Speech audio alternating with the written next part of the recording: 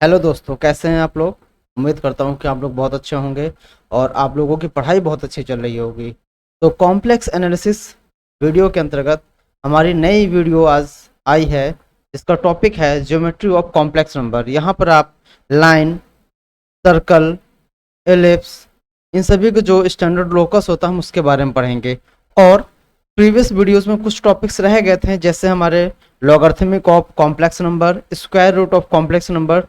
उन दोनों टॉपिक को भी हम आज यहाँ पर कंप्लीट करने वाले हैं। तो दोस्तों, आप बस पूरी वीडियो देखिए और वीडियो को देखने के बाद आप वीडियो को लाइक, शेयर एंड सब्सक्राइब करना ना भूलें। ओके, चलिए हम अपनी वीडियो स्टार्ट करते हैं। तो जो हमारा टॉपिक है ज्योमेट्री ऑफ कॉम्प्लेक्स नंबर, तो यहाँ पर हम क्या पढ़ेंगे, इससे रिलेटेड जितने भी ज्योमेट्रिकल कॉन्सेप्ट है वो सारे पढ़ने वाले हैं। जैसे फर्स्ट पॉइंट है हमारा सिंपल सा, distance between two points. Distance between two points. Okay, हम मान लेते हैं कि दो पॉइंट हैं। लेट ए एक पॉइंट है जो कॉम्प्लेक्स नंबर Z1 को रिप्रेजेंट करता है, एंड बी दूसरा पॉइंट है जो कॉम्प्लेक्स नंबर Z2 को रिप्रेजेंट करता है। ठीक है, तो अगर सपोज करते हैं ये एक लाइन सेगमेंट है, ये हमारी लाइन है। ठीक है दोस्तों, ये ए है जो Z1 को रिप्रेजेंट कर रहा है, और ये बी पॉइंट है जो हमारा Z2 को रिप्रेजेंट कर रहा है। और जहां पर आपको दिया हुआ है क्या, Z1 and Z2 belongs to complex number. Clear है, किसको बिलोंग करते हैं ये दोस्तों, कॉम्प्लेक्स नंबर को बिलोंग करते हैं। तो अगर हमें इनके बीच के डिस्टेंस को कैलकुलेट करना होगा तो फ्रेंड्स हम कैसे करेंगे। तो distance between A B is given by modulus of Z2 minus Z1। इसका मतलब हुआ कि अगर आप दोनों नंबर्स को सेपरेट कर लें और उसका क्या निकाल लें, मॉड निकाल लें, तो वो लेंथ ऑफ ए बी के इक्वल होगा। ठीक है फ्रेंड्स, नेक्स्ट कॉन्सेप्ट देखते हैं।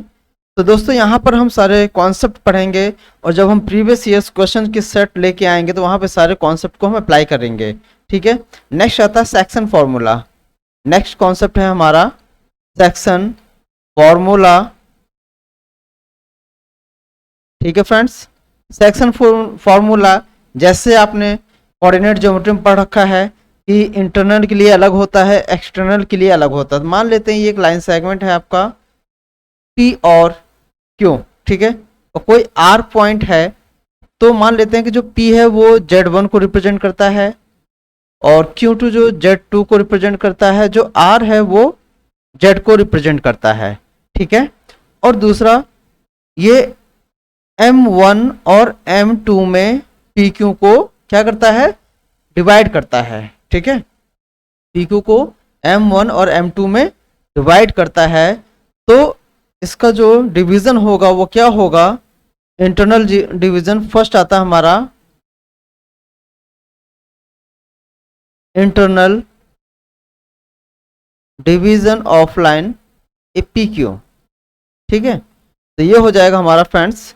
हम क्या करते थे, जो M2 वाला होता था उसको P वाले में मल्टीप्लाई करते थे और M वाले को Q में। ठीक है, अब M2 और ये क्या है Z1 plus M1 into Z1 division M1 plus M2 से हम डिवाइड कर देते हैं।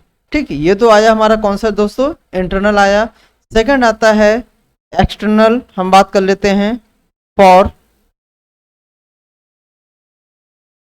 External division. जस्ट सेकंड,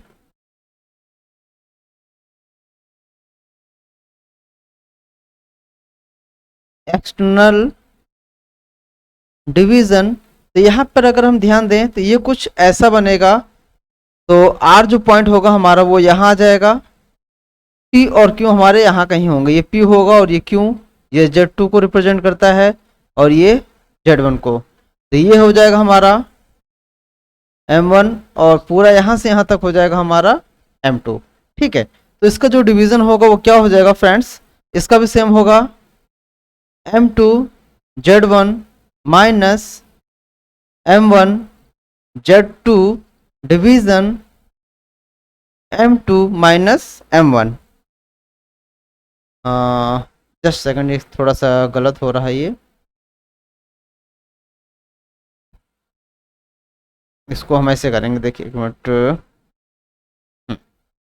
ये हो जाएगा M1 Z2 minus M2 Z1 division M1 minus M2। ठीक है, ये इसका डिवीजन आ जाएगा। ओके फ्रेंड्स, तो यहाँ तक क्लियर होगा आपको।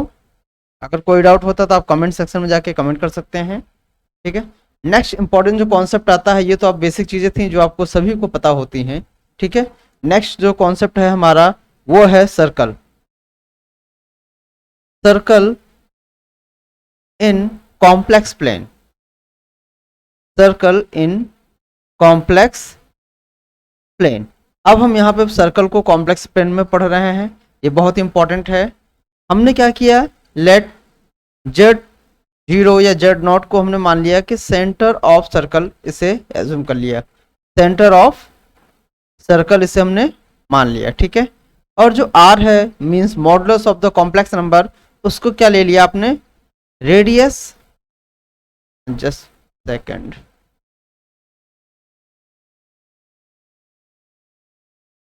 रेडियस ऑफ सर्कल एज्यूम कर लिया आपने। क्लियर यहां तक? क्या किया, Z0 या Z0 को आपने सेंटर मान लिया सर्कल का, और R को क्या मान लिया, radius. Then equation of circle क्या होगी, mod of Z minus Z0 equal R। Means Z कोई कॉम्प्लेक्स नंबर होगा और Z0 जो होगा उसका सेंटर होगा। तो इस इक्वेशन को हम क्या बोलेंगे, इक्वेशन ऑफ सर्कल। तो यहाँ ध्यान दें कि जो Z है एंड Z0 ये दोनों ही कॉम्प्लेक्स नंबर है। R क्या है, mod of complex number means suppose अगर x प्लस आई वाई होगा तो x square plus Y square हो जाएगा। इतना क्लियर है आपको? ठीक है, या फिर इसी इक्वेशन को आप सेकंड फॉर्म एक और होता है हमारा, हम उस फॉर्म में भी रिप्रेजेंट कर सकते हैं। क्या कि Z into conjugate of Z plus Z0 into conjugate of Z0 minus Z into Z0 और Z0 का conjugate minus Z conjugate into Z0 equal R square. या आपको इक्वेशन कुछ इस फॉर्म में दी होगी तो हम ये इक्वेशन को रिलेट कर लेंगे। तो सिंपल आप इसे फोकस करिए कि आपको क्या दे रखा है, Z माइनस Z0 दे रखा है, और वो किसके इक्वल है, उसका मॉड किसके इक्वल दे रखा है, R के। तो वो बोलेंगे क्या होता है, इक्वेशन ऑफ सर्कल होती है। ठीक है, आगे बढ़ते हैं फ्रेंड्स नेक्स्ट कॉन्सेप्ट की तरफ, जनरल इक्वेशन ऑफ सर्कल। ठीक है,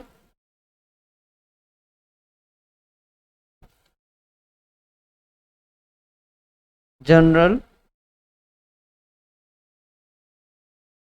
इक्वेशन ऑफ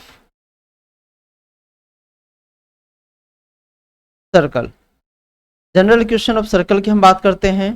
ठीक है, तो वो क्या होती है कि आपने क्या लिया, Z into Z0 plus a Z, sorry conjugate है, plus a conjugate Z plus b equal 0।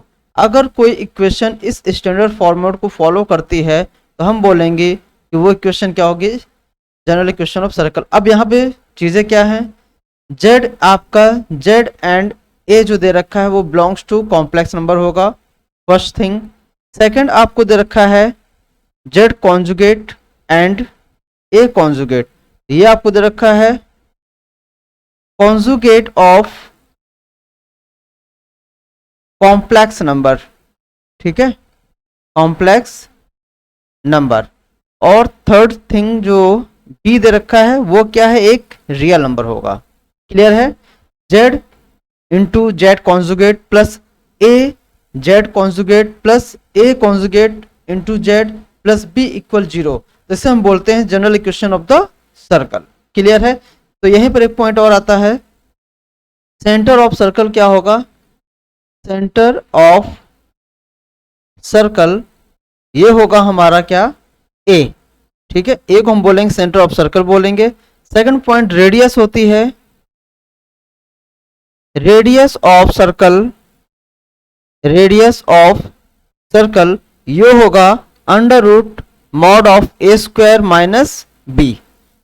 ठीक है, ये दो पॉइंट्स होते हैं कि अगर ऐसी क्वेश्चन दे रखी है तो इसमें सेंटर ऑफ सर्कल क्या होगा और रेडियस ऑफ सर्कल क्या होता है।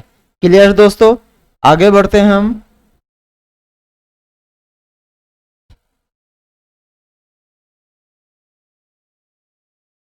The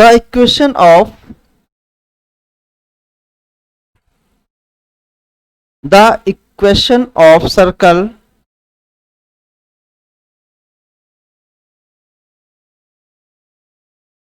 having Z1 and Z2 as end points of diameter। क्या बोला गया कि हमें इक्वेशन ऑफ सर्कल कैलकुलेट करनी है जहां पर Z1 और Z2 कैसे दे रखे हो, आपको डायमीटर के एंड पॉइंट दे रखे हो। मान लेते हैं कि सिंपल ये एक सर्कल है, ठीक है, और ये इसका क्या दे रखा आपको डायमीटर और ये सेंटर, तो ये Z1 होगा और ये क्या होगा दोस्तों Z2 होगा। तो तब उस समय इक्वेशन ऑफ सर्कल क्या होगी, तो वो लिख लेते हैं हम स्टैंडर्ड फॉर्म में, Z minus Z1 into Z conjugate minus Z1 conjugate plus Z minus Z2 into Z conjugate minus Z2 conjugate equal 0। ठीक है, ये सभी Z है, Z और 2 थोड़ा सेम जैसा एक ही जैसा लगता है, तो उसको समझ लीजिएगा कि जो कैपिटल में लिखा है ये सभी ये सारे हमारे Z हैं और बाकी ये 1 2 हैं। ठीक है, तो इतना समझ लीजिएगा दोस्तों।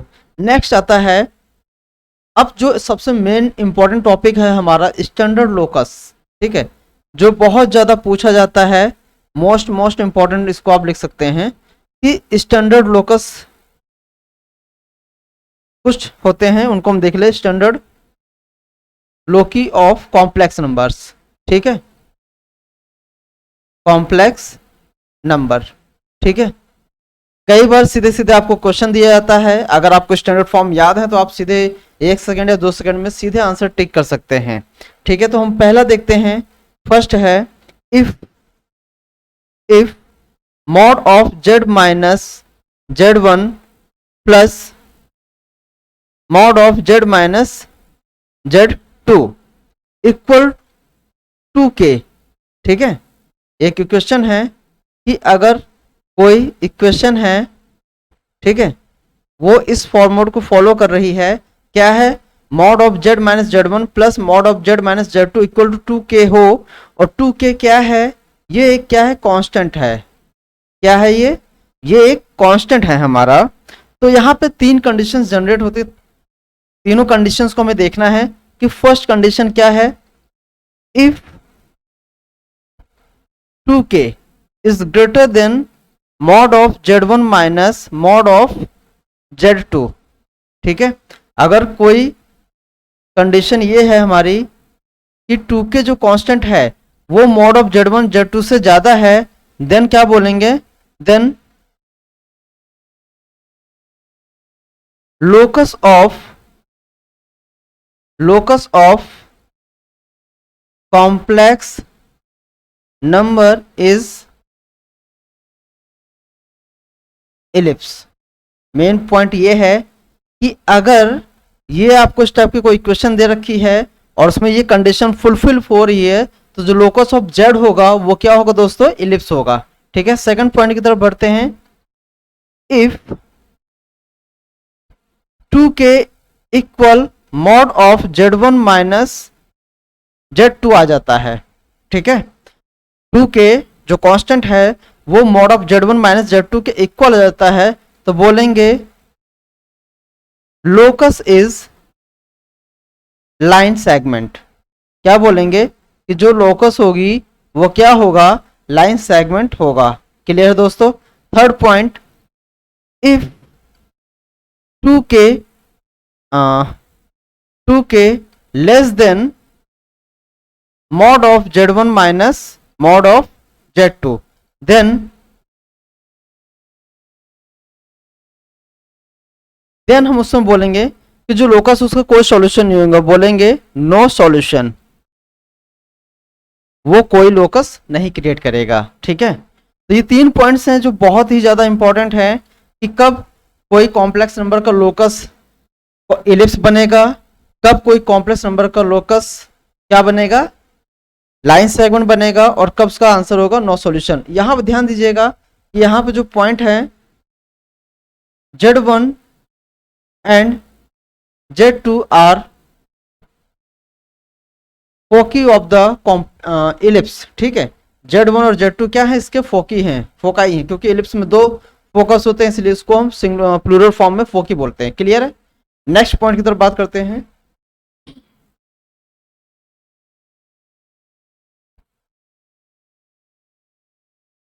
अगर सेम सिचुएशन फिर से हो कि इफ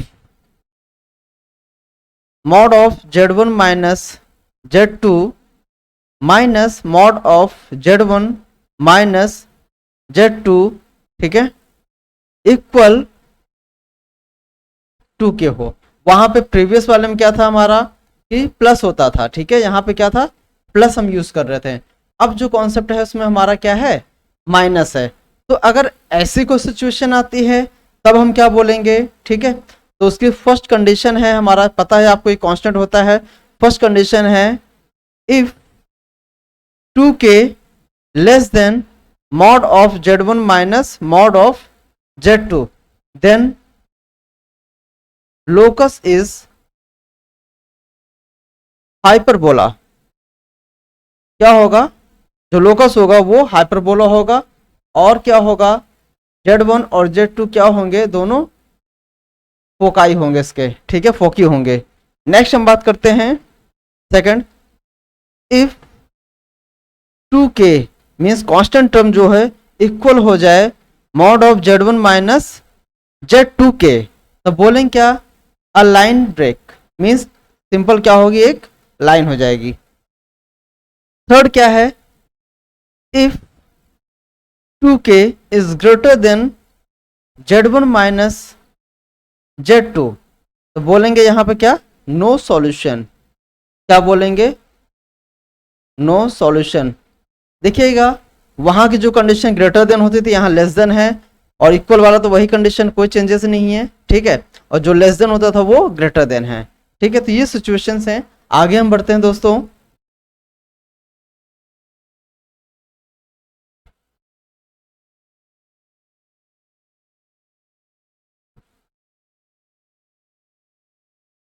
एक इंपॉर्टेंट क्वेश्चन है, इक्वेशन है, इफ z माइनस z1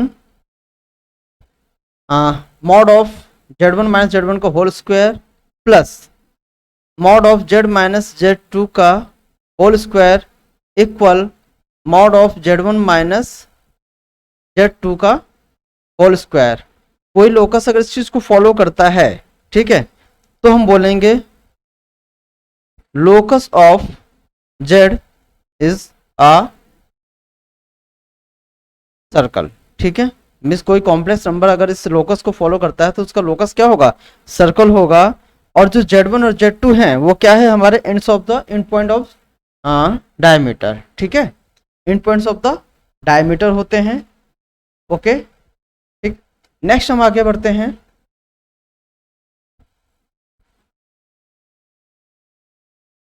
इसे में पॉइंट डाल के आप लिख सकते हैं, if argument of z minus z1 upon z minus z2 is equal two plus minus pi by 2। अगर आप किसी कॉम्प्लेक्स नंबर का जो इस फॉर्मेट में है इसका आप आर्गुमेंट निकालते हैं तो जो ये लोकस होगा तो आप बोल सकते हैं लोकस ऑफ z क्या होगा, सिंपल आप बोलेंगे क्या, सर्कल होगा दोस्तों। ठीक है, और z1 और z2 क्या होंगे, end points of the diameter.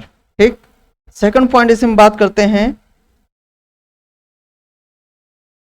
If z minus z1 square plus z minus z2 square equal constant आ जाए, ठीक है। और ठीक है, कंडीशन क्या है,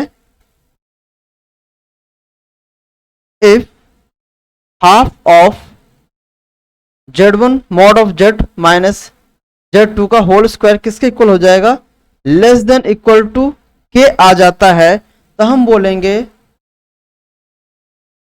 लोकस ऑफ z क्या होगा दोस्तों, ये होगा हमारा सर्कल होगा, ठीक है। तो ये सर्कल से रिलेटेड कुछ फैक्ट थे जो हमें पता होने चाहिए थे, बहुत ही इंपॉर्टेंट पॉइंट हैं। और जैसा आप जान रहे हैं कि जो एग्जाम का पैटर्न है वो चेंज हो रहा है, ठीक है। जरूरी नहीं कि आपसे लॉगरिथम को कॉम्प्लेक्स नंबर कैलकुलेट कराए या फिर आपसे square root of complex number या कॉन्जुगेट कैलकुलेट कराए, ठीक है। तो नेक्स्ट इंपॉर्टेंट जो कॉन्सेप्ट है इसका अब आता है straight line in complex plane. Straight line in complex plane, ठीक है। अब हम बात करते हैं स्ट्रेट लाइन की। अभी तक आपने बात किया क्या, सिंपल एक सर्कल की बात की कि सर्कल कब कब पॉसिबल होता है, ठीक है, वो आपको हमने बताया। अब हम बात करते हैं स्ट्रेट लाइन की कि general equation of straight line क्या होगी। तो फर्स्ट पॉइंट है general equation of straight line क्या होगा, तो वो लिखे हम conjugate of a into Z plus a into conjugate of z plus b equal 0। अगर कोई लोकस इस फॉर्म में है तो हम बोलेंगे वो क्या है, हमारा लाइन होगी। अब यहाँ पे ये लिख लें कि a क्या है, a एंड z आपके क्या हैं, कॉम्प्लेक्स नंबर हैं, ठीक है। b क्या है, रियल नंबर है। और 12 आपको पता है कि ये कॉन्जुगेट होते हैं तो उसके बारे में लिखने की जरूरत नहीं है, ठीक है। सेकंड पॉइंट आता है दोस्तों, यहीं पर सेकंड पॉइंट बोला गया है complex and real slope of line. अगर if line is in form of conjugate of Z A plus Z into Z plus A into conjugate of Z equal K, जो बी है हमने इसको RHS में transpose कर दिया। तो यहां पर दो चीज आती हैं, कॉम्प्लेक्स स्लोप और रियल स्लोप, ठीक है। तो फर्स्ट थिंग आपका आ जाएगा क्या, कॉम्प्लेक्स स्लोप निकालना है, और सेकंड थिंग आता है रियल स्लोप, ठीक है। ये दोनों चीजें क्या होती हैं, तो कॉम्प्लेक्स स्लोप की बात करते हैं तो ये होता है minus A upon conjugate of A, ठीक है। और रियल स्लोप की हम बात करते हैं तो ये होगा minus real part of A upon imaginary part of A, ठीक है। ये हो जाएगा क्लियर दोस्तों, ये दोनों पॉइंट, ठीक है। नेक्स्ट हम बात करते हैं फ्रेंड्स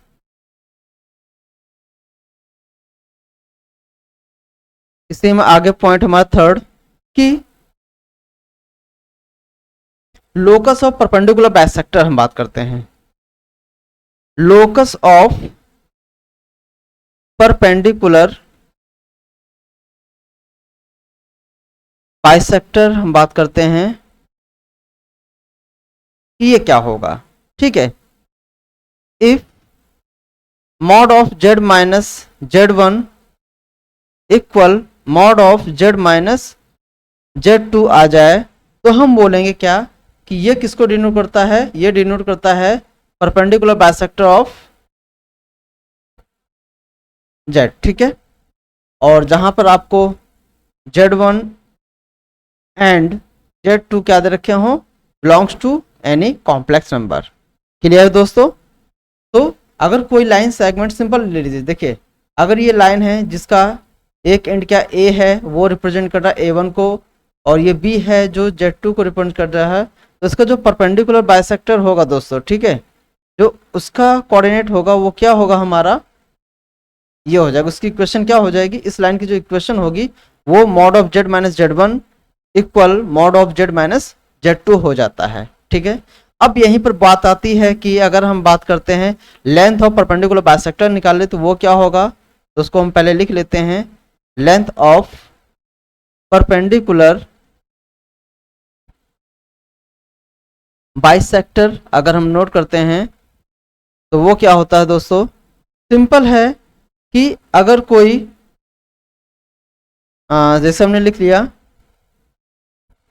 ये कोई लाइन है, ठीक है, और ये हमारा क्या है Z1 जैसे आपने लिखा हुआ है यहाँ पर, तो हम इसको कुछ और ले लें Z0, ठीक है। तो ये हो जाएगा हमारा लाइन जो है हमारी वो है conjugate of A into Z plus A into conjugate of Z plus B equal 0। ये लाइन की इक्वेशन है और कोई पॉइंट है Z1, ठीक है, जहां से आप क्या कर रहे हैं, परपेंडिकुलर ड्रॉ कर रहे हैं।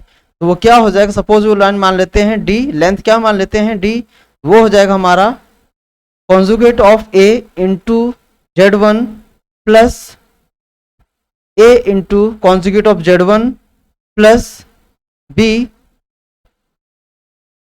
Upon 2 time of mod of A, ठीक है। ये क्या होगी, परपेंडिकुलर डिस्टेंस होती है फ्रेंड्स। ये हमारा क्या हो जाएगा, परपेंडिकुलर डिस्टेंस हो जाएगा, मींस लेंथ ऑफ क्या हो जाएगा, लेंथ ऑफ परपेंडिकुलर हो जाएगा, लेंथ ऑफ परपेंडिकुलर हो जाता है। क्लियर दोस्तों, अभी ये ज़्यादा क्लियर नहीं हो रहा होगा आप लोग को, जब इसके हम क्वेश्चन कराएंगे तो ज़्यादा अच्छे से क्लियर हो जाएंगे, ठीक है। सिंपल अभी आप इक्वेशन को, कॉन्सेप्ट को अच्छे से नोट कर लीजिए, समझ लीजिए। बाकी जब अभी प्रीवियस क्वेश्चन की सीरीज हम लेके आएंगे तो वहां पे इसके हम अच्छे से क्वेश्चन को आपको प्रैक्टिस करा देते हैं। नेक्स्ट पॉइंट हम बात करते हैं फिफ्थ, द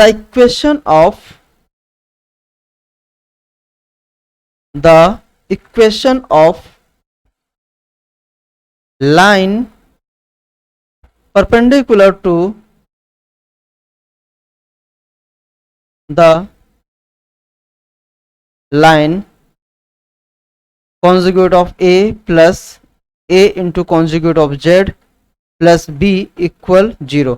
इस लाइन के पैरेलल, ठीक, परपेंडिकुलर हमें दूसरी लाइन ड्रॉ करनी है, तो क्या हो जाएगी इक्वेशन, क्या हो जाएगी इक्वेशन हो जाएगी हमारी A into conjugate of Z minus conjugate of A into Z और प्लस आयोटा लैम्डा इक्वल 0 हो जाएगा। तो जो इक्वेशन होगी दोस्तों वो क्या हो जाएगा कि A into conjugate of Z minus conjugate of A into Z plus I lambda equal 0।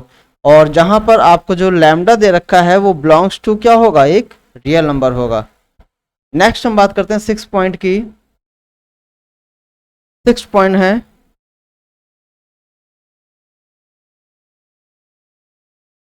The equation of line parallel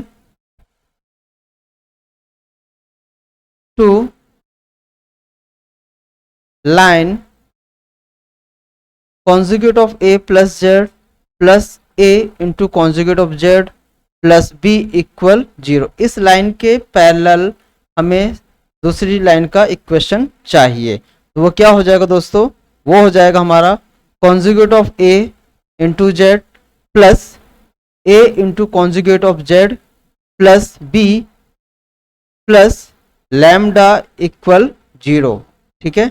और लैम्डा क्या होगा, प्रीवियस उसमें बताया हुआ आपको कि वो क्या होगा, एक सिंपल लैम्डा क्या होगा, एक रियल नंबर होगा, ठीक है दोस्तों। तो यहाँ तक आप लोग को क्लियर हो रहा होगा, कोई दिक्कत नहीं होनी चाहिए यहाँ तक।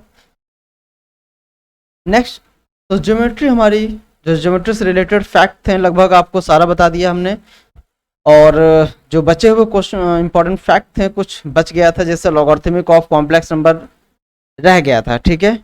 लॉग ऑफ जस्ट सेकेंड, ठीक है, लॉग ऑफ कॉम्प्लेक्स नंबर हमारा रह गया था, ठीक है। तो वो उसको देख लेते हैं, ठीक है। अगर आपने क्या किया, let Z be any complex number that is X plus I Y। क्या है, Z एक क्या है, कॉम्प्लेक्स नंबर आपने एज्यूम किया जो कैसा है, x प्लस आई वाई है, ठीक है, ठीक। तो इसको हम अगर पोलर फॉर्म में देखिए कैसे रिप्रेजेंट करते थे, x को आप कैसे करते थे, r cos थीटा करते थे, और y को आप रिप्रेजेंट करते थे r sin थीटा, ठीक है।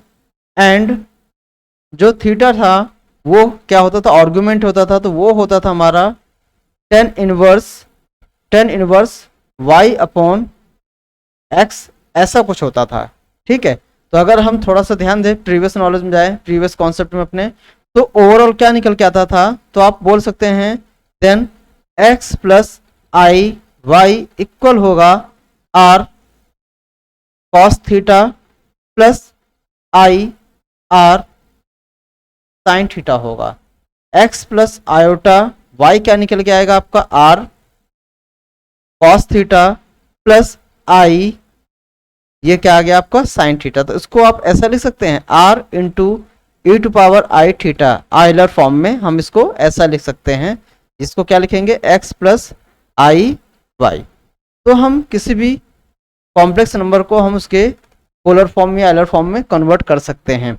अगर आप इसको ऐसा रिप्रेजेंट कर सकते हैं, तो अब इसका हम डायरेक्ट अगर लिखें देन लॉग फॉर्म लिखेंगे, तो ये क्या हो जाएगा, log of x plus I y क्या हो जाएगा, ये होता है हमारा log of x square plus Y square to whole power half plus iota, और यहां लिखते हैं हम इसका कॉन्जुगेट, तो tan inverse y upon x, ठीक है।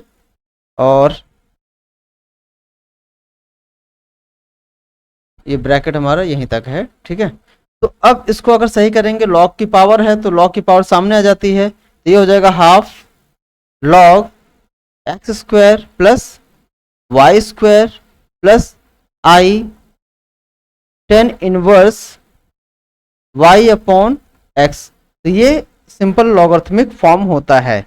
अगर ये तो प्रिंसिपल वैल्यू है, अगर आप बात करते हैं इसके जनरल वैल्यू की, ठीक है, तो वो क्या होगी,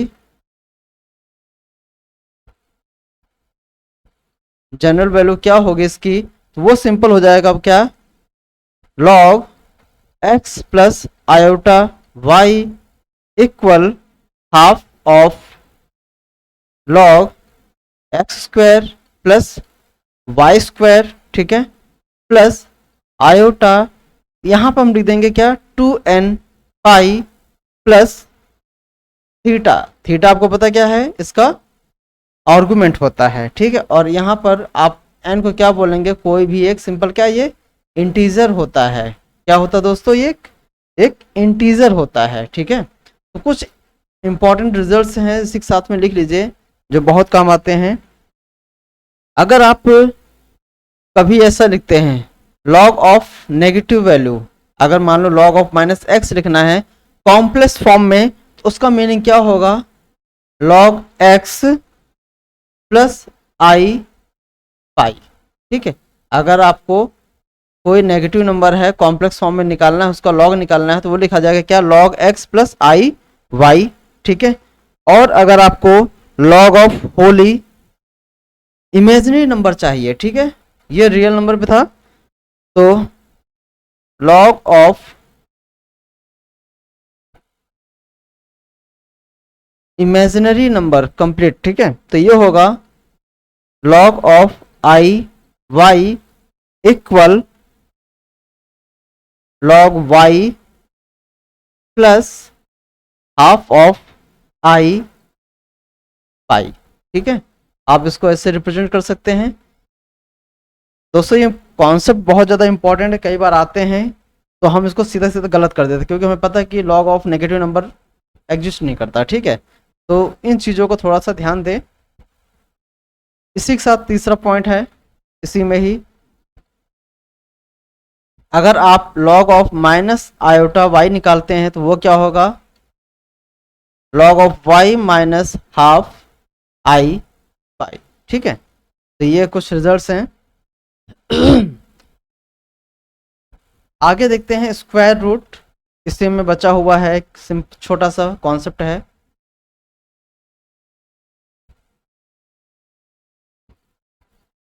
स्क्वायर रूट ऑफ जेड या कॉम्प्लेक्स नंबर। ठीक है, कोई कॉम्प्लेक्स नंबर ले लेते हैं तो उसका हम स्क्वायर रूट निकालते हैं। लेट आपने किया क्या कि जेड एक कॉम्प्लेक्स नंबर लिखा और लिखा क्या है ए प्लस आई बी ले लिया। ठीक है, अब इसका आपको कॉम्प्लेक्स नंबर का रूट निकालना है। ठीक है, तो फर्स्ट हमने लिया कि रूट ऑफ कॉम्प्लेक्स नंबर, तो इसको आप ऐसे रिप्रेजेंट करेंगे ए प्लस आई बी।